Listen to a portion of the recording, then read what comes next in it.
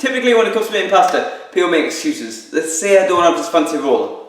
But when it comes to making gnocchi, you probably already got the ingredients and you don't need any fancy tools.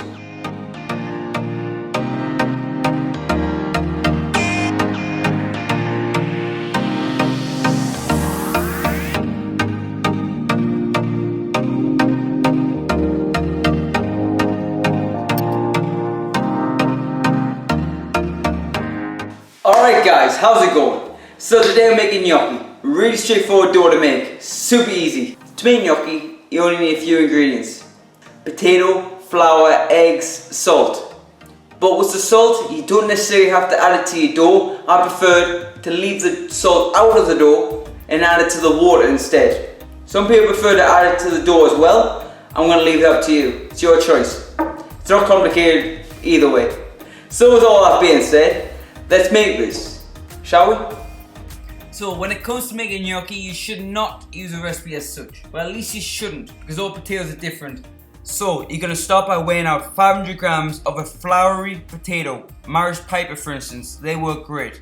And you want to leave the skin on, by the way. And fill your pan up with some good old H2O. If you didn't know, that's science for water. And you're going to bring that up to the boil over medium heat. And just boil it until the potatoes are fully cooked. But make sure they're not overcooked. Just cook it enough until you're easily able to insert a knife into the center of the potato. Then drain and allow it to cool down to around room temperature or cool enough so you're able to handle them. It works best if it's still warm. So if you can't handle them, use a tea towel to hold the potato and peel them with a peeler.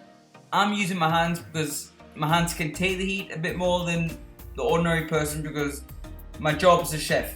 So I can cope with the heat. Now the next step, this is the secret to making really fluffy gnocchi or mashed potato. It's using a potato ricer. Brilliant investment, they're not too expensive, about £20 there and thereabouts. So the moral of the story is, if you haven't got one, I would recommend it. If you go and get one, links in the description.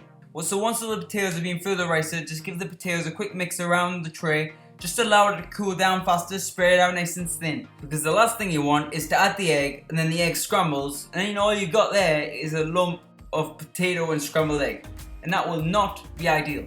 Once you've added the egg, mix the potato and the egg together until it's nice and smooth. Now you can start adding in the flour. For this amount of potato, it may take anywhere from 125 grams to 150 grams of flour. Just add a little at a time. You just want to add enough flour until it just forms a nice smooth ball of dough. But just to let you know, gnocchi is not the same as pasta. You do not want to knead it for a long space of time, because that will dry the gnocchi out, making it really dry and tough at the end. Now cut the dough in half or into thirds, just to make it a bit easier to roll out. Then just lightly dust your bench with some flour to make sure it doesn't stick. Then roll it out into a nice long tube, about a quarter of an inch thick.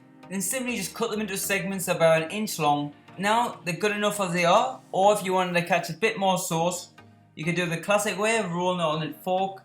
Really simple, press on the back of the fork so it creates an indent in the back, then roll it up against you. It's just that little extra just catches a bit more of the sauce in the gnocchi, which is delicious. Lightly dust the tray with some flour just to make sure it doesn't stick, and I like to cover it with some cling film so it doesn't dry out. Now a sauce I like to serve gnocchi with is a beautiful Basil Pesto. Really tasty, really easy to make. So you want to first, in a blender, combine together about a third of a basil plant, equivalent to about 15 grams of basil leaves. This will make enough for about 3 to 4 people, by the way. Then finely slice 1 to 2 cloves of garlic, depending on the size. Then add in some finely grated parmigiano reggiano, about 5 to 8 grams worth. You can add more if you wish. Along with a few little pieces of crushed ice to prevent it from oxidizing. Then add in a quick splash of cold water just to help blend it together. Not too much because you don't want it too runny. And then last but not least, a light drizzle of extra virgin olive oil. Blend until nice and smooth. Then, instead of pine nuts, I'm going to be using toasted breadcrumbs. Brilliant alternative, hell of a lot cheaper than pine nuts, and it does the job. So you're going to lightly toast them in a frying pan. Just toast it until golden brown. And by the way guys, I'm using panko breadcrumbs for this recipe, but you can use any bread that you got lying around the house. Just toast it and blend it up. And you're just going to add about 5 to 10 grams of breadcrumbs, just enough to give the sauce a bit more body. If you want the sauce a bit thicker than that, just add a bit more breadcrumbs. This is totally optional. I like to add in half a teaspoon of honey, just to counteract some of that bitterness from the herbs. Then add some salt, I'm not adding any pepper because the parmigiano can be quite peppery as it is. And then blend that until beautifully smooth. And that's the pesto done. It's probably one of the easiest sauces to make. And it's so versatile pesto, you can put it with a lot of different things. If you wanted to serve as lamb, you could substitute the basil leaves with some mint leaves. That works great too. And also, as what I said at the beginning, it's not going to oxidize as fast. So now we're ready to put it all together. Start by bringing a pot of salted water to the boil. Once it comes to the boil, add in your gnocchi. I recommend about 8 to 10 gnocchi pieces per portion. You might want more, you might want less. I think that's sufficient for me. And you want to cook the gnocchi until it starts to float to the surface. If you cook the gnocchi any more than that, the gnocchi will become overcooked and go really soggy. Now you want to transfer the gnocchi using a slotted spoon into a separate bowl.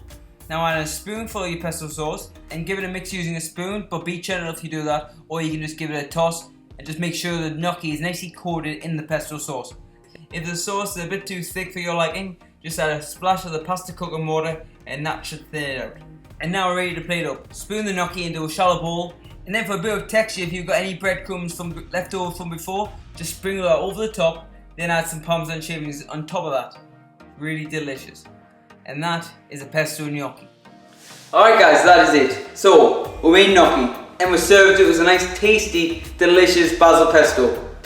The pesto that we made today, I know it's not traditional, I know it didn't use pine nuts, but breadcrumbs, in my opinion, are a brilliant alternative to the classic pine nuts. They're cheaper, and also, it's a brilliant way to use up some stale bread that's lying around your house.